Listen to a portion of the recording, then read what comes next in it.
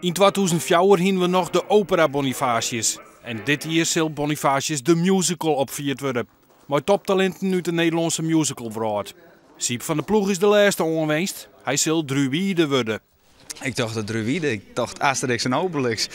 Nee, ik vind het prachtig. Ik ben geboren in Dokkum en dit is een prachtig mooi gebeuren wat je plaatsvindt in juni. Ik denk, ja, dat mag bijwezen. Maar ik ben dus eigenlijk ja, degene die de Friezen onviert in die periode. En daar viel ik mij wel goed bij. Als er nog vragen die van de rol van Bonifatius, wat dan? Nou, dat hik ik niet in. Ja, zeker. Ja, als ik er maar bij betrokken ben. Nee, dat sowieso. Oer Bonifatius bestaat al een Duitse musical.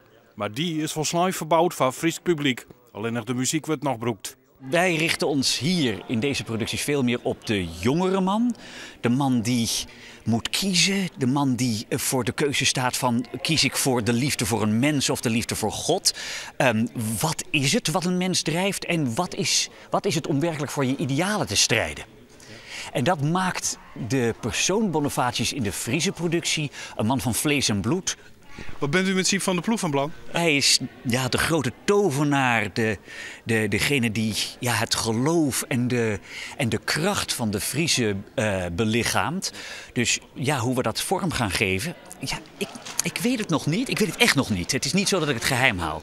Maar het moet zijn dat als je hem ziet, dat je denkt, ja, dat is een man met oerkracht. Hij hield zich de tak en zei van een Friese bosjesman. Ze zijn van alles met mij van plan, maar ik zeg het wel. En ik leef mijn commentaren wel op wat het me net bevalt. De komende maanden druk oefenen, want de musical wordt in juni al opgevierd.